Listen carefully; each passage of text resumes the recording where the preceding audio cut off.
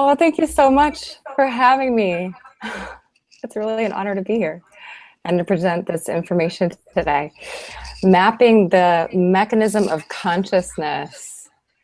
And I find this common conundrum we're facing right now is um, this common conundrum we're facing is this confusion between what are Kundalini symptoms and what is the actual mechanism. I'm getting a lot of questions, and honestly, I was searching for these answers 12 years ago when I started to have these experiences. You know, what level of the field does Kundalini reside? And there's a confusion between the human energy field and the larger mechanism that we're a part of. So moving to the next slide, I'm going to talk about the differentiation between the symptoms and the mechanism, and break that down for you guys today and simplify it to strengthen your understanding and your experiences. So moving to the next slide, as I was meditating and preparing for this presentation, I kept seeing this water wheel, like a water mill in my mind's eye. And I was like, why does this keep coming to me as I'm trying to explain, you know, how does this larger mechanism work? And I found this great visual representation. And I just feel it simplifies it, and it breaks it down beautifully. The entire human energy consciousness system. The water and the wheel here need relationship in order to create something and find something more powerful. This wheel that the force of the water is turning actually turns a gear inside the water mill. This is where we start to move into the unknown. We know that it's happening in the background, though we can't really see it. And that gear that this wheel is turning is creating power. So there's a lot in this larger mechanism that we're in relationship with that is unknown, and yet there are known pieces that we can become more informed about and even take more responsibility for, and create a deeper relationship with. For example, if we look at the water coming in through the dam, we can imagine the water is like the energy that the human energy field, our energy field is taking in from the universal energy field around us, from the divine above us, and also taking in the earth's energy below us. And so all of this is our energy potential. And the sluice gate here, which moves up and down, is connected to our relationship to receiving. What is your relationship to receiving? And also surrender. Surrender is a large concept here too. Surrender to the divine, surrender to the unknown. How much? And you notice that the water comes down through this canal, and it needs to be structured and positioned in just the right way for the water to hit the wheel in just the right way to move the wheel. And so I liken this to the human energy field. This is our container. We need structure and precision here in order to, and just the right amount of flow, just the right amount of receptivity and surrender for this intricate machinery to work. So bringing this into relationship, you know, on a daily basis with our relationship with the spiritual, for example, if we are so open that we fling open that sluice gate and just like let that powerful force come through the canal, it could be far too much than the structure of the canal our human energy field can handle, and that can cause leaks and tears in the human energy field. And that affects the movement of the wheel, the machinery. And another example, What if our relationship to receiving is not very strong? What if we were taught to or feel more comfortable giving more than we receive? Then the sluice gate could be, it could be entirely, it could be shut entirely. There could be just a trickle coming through. And that would cause the water in the canal to slow down to a trickle or even become stagnant and stop. Even our relationship to receiving, we can create tension and squeeze our energy field, and this would cause our canal to become so tiny it would be like putting a fire hose through trying to put a fire hose through a straw or something like that. So just looking at this diagram, I'd invite you to feel into, you know, what does your human energy field feel like? How do you feel your relationship with energy and the divine and these mechanisms looks like? For me, the whole incident that led me into this entire field happened when a untrained healer just opened up the floodgates, just completely opened my field, and the force of all that energy, it was like all my energy, all my gifts came in at once, and it ripped my field apart. And I had it felt like I was being electrocuted in the moment, but I had a stabbing pain in my heart chakra for 4 years, and that's what led me on a journey to understand what happened. And after 8 months of having this heightened experience of being able to see energy physically with my eyes, hear people's thoughts, feel their emotions, my psychic abilities kind of went through the roof. My guides finally came in about 8 months later, and they shut my sluice gate down, and they told me what they were doing when they were doing it. I didn't hear from them that clearly for a long time afterwards, but they said, we're shutting this down so that you have time to repair. So I did. It took 4 years of dedicated practice and beautiful community and facilitators who helped me on the way to strengthen my container and my canal to have once that was repaired, have a beautiful, spontaneous Kundalini awakening experience that was extremely blissful. So moving to the next slide, I'd like to move deeper into the wheel, which is a great representation of the magnetic force in the human energy field. This is a rotating magnetic field. And just notice the blue circles as the magnetic force moves the magnets there. It's a natural expansion, stasis, and contraction happening. And this is an example of the life pulse. All living things have a life pulse. And what's interesting about us humans is we like to cling to these expansive moments. I know I do. It feels good to be expanded. And yet we also tend to judge expansion as good and contraction is bad. So a lot of people will try to move toward always having expansive moments or doing all this work to try to stay expanded. Some people believe or try to move toward an expansive state as if being in expansion all the time is what enlightenment would feel like. I believe that's a fallacy because it's not following our true biology and the creative life force itself. And I think bodybuilders would definitely agree with me on that because they understand when they're wanting to create strong muscles, you work out really hard and you break that muscle fiber down. And that can be painful, by the way. No pain, no gain, as they say. And and yet they need to rest. They need to create time for the muscle fibers to heal, and they grow back stronger.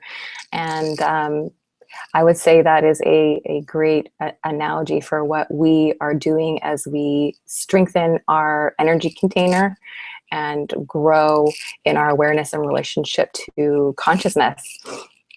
Also like to mention quickly here in the picture, I like to use integration and contraction interchangeably because contraction tends to have a negative connotation. But if that helps to reframe using the word self-care and integration, it will take you far in your journey toward conscious expansion.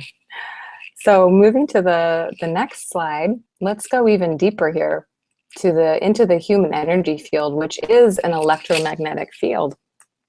And as the field comes into deeper and deeper relationship with itself, the magnetic and electric, we evolve toward greater consciousness. And when they're not in balance, that's when we tend to see these big symptoms come up. And this is really the energy field trying to rewrite itself. And why would that be out of balance in the first place? Well, each of us made painful choices in our childhood to reroute our energy, to literally bypass certain areas of our body or even certain areas of our chakras in order to avoid the pain that we experienced and also to find love. So it takes time to create enough safety in our system to come back into this divine alignment. And so that's what a lot of these symptoms are. So let's break it down even further, going into specific symptoms. So what would it feel like for someone who has more of a magnetic imbalance in the field? This doesn't tend to show up as like loud, showy, crazy, splashy way. A lot of people have incredibly powerful and profound experiences in silently and in deep meditation without much going on the outside. And much of this is an indication of a beautiful resonance between the magnetic and electric currents in the field. But some magnetic imbalances we would see is the energy system tends towards stagnation, and the system tends to hold energy deep within the body without much connection to the surface. And this trapped energy creates heat, and if left stagnant, it will over time cause inflammation and rips and tears within a field that has more magnetic imbalance can cause a pooling of energy, which causes inflammation. So moving to how symptoms, slide 8, symptoms of electric imbalance in the human energy field. This type of system tends to get depleted easily. This is really the inability of the system to metabolize energy, and this causes depletion and like a regurgitation of energy outward.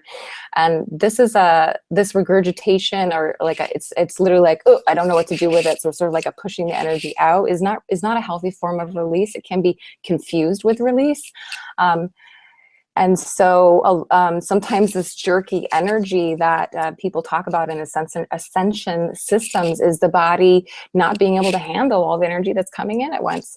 When the body is having a nice, healthy release in the system, we're going to see a really beautiful wave moving through the whole field. And it's actually very pleasurable for that wave to move, even if it is moving out painful stuff. So those are some of the, let's move to the next slide. Here's some, and this is a very long list. This is a shortened list, but here are some signs and symptoms of tears and leaks in the human energy field. If you have one or more of these sensations, you may want to reach out to an ally or a healer or facilitator who can help you with this. For me, when I see clients coming into my practice with adrenal fatigue, autoimmune diseases, and fibromyalgia, just right off the bat, I'm going to say, you've got some, they've got some energy tears going on. And not to not not to alarm anyone, but it does happen. Simple things like being in a state of shock or even grief. Many things can cause micro tears in the field, or larger tears over time, but it is possible to repair.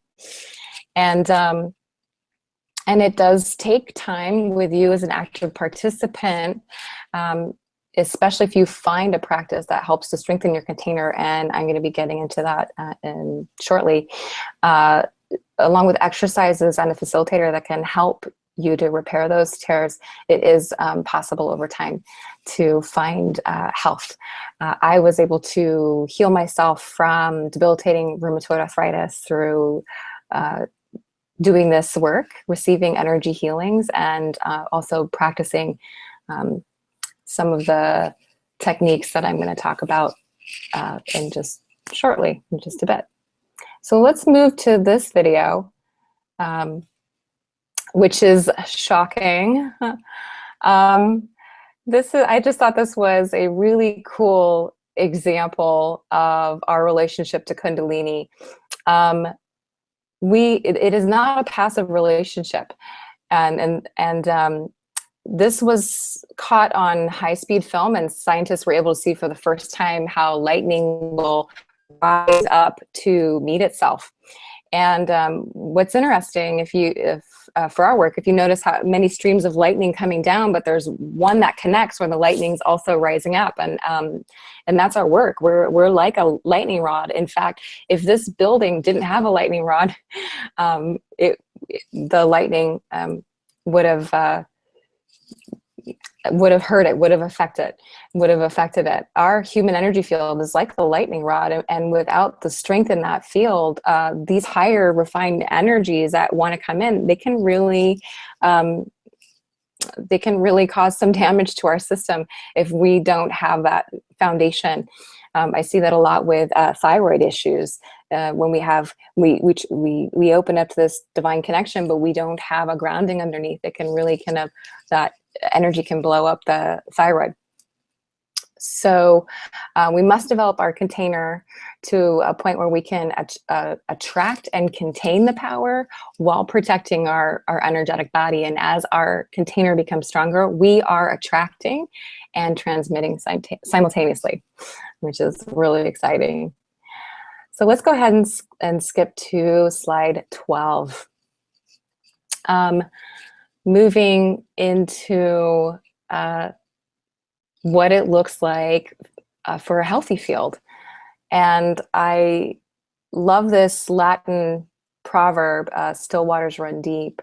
As our container becomes stronger, we're able to run this more and more powerful force of energy through our system. And yet, as you can see from this picture, it's really showing how it's so calm and coherent.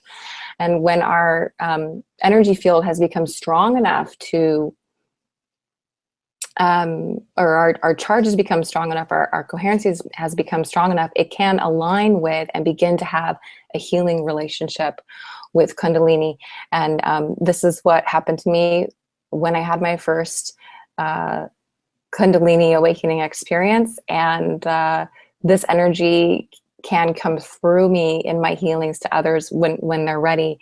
And the transformation that happens being connected in this beautiful relationship with Kundalini is profound and transformational. So let's move to the next slide. I'm sure you're all curious. How do I strengthen my energy container? Well, there are so many tools, techniques, and modalities out there that will be of service to you. I always look for any exercise that has these three components, and that is the focused awareness, and especially inward toward the core of a chakra or the center part of the body, specifically the vertical power current, and coherent breath and coherent energy, and any practice that has these qualities over time is going to strengthen the energetic container. So let's move to the next slide. Practices that strengthen the energy container. There are many of them. My recommendations, what I've personally used and recommend to clients, are Hara, which is what I teach, and also what I learned at the Barbara Brennan School of Healing. Kunlun is a big one here on the West Coast. Qigong and Tai Chi. Naturally, these have been around for centuries in helping to strengthen the connection with the lower and upper dantian, which is going to strengthen your entire energy container. And Kundalini Yoga is a big one. And I want to stress again, your connection, stay connected to your integration there, because Kundalini can really take you quick. Kundalini Yoga. And as we strengthen our energy container and we start to get more specific, that's where I really like the Taoist practices, specifically the Iron Shirt and Microcosmic Orbit, because as the energy gets stronger, we need to get more and more specific and really hone how we're running our energy. And so the Taoist practices really concentrate on that. Specifically the microcosmic orbit, a common place is trapped energy, or energy that gets shut off in the back of the sacrum. And so making sure to keep that channel up the spine, especially through the spinal fluid, is really imperative as we start to bring in these stronger energies, so that we don't burn up the system. And that's what the microcosmic orbit is for. So moving to the next slide, if you are looking for emotional and energetic support, especially if you feel that you have some tears or possible leaks in your energy field, reaching out to a Brennan Healing Science practitioner, an alumni from the Barbara Brennan School of Healing, would be really helpful. Somatic experiencing is an incredible modality to help release trauma and cellular trauma. If you're not familiar with it, check out Peter Levine's books. Craniosacral EMDR are also wonderful trauma release techniques. And core energetics is a modality that helps to release emotions, and through physical body movements. And this was really key for me to strengthen my container, and realizing that I could have deep emotions like anger and rage in a healthy way, that actually when I was able to move through my system, actually strengthened the outside of my field. So these are wonderful ways to help you on your journey. I hope this has been informative and a great map for you. And I'll leave you with this really cool image, which I feel really shows this larger mechanism that we are connected to. I just love this image. I felt it was a beautiful representation of the larger, our energy and the larger mechanism that we're a part of, and how it's moving us and we're in relationship with it at the same time. And I just wanted to thank you so much for having me.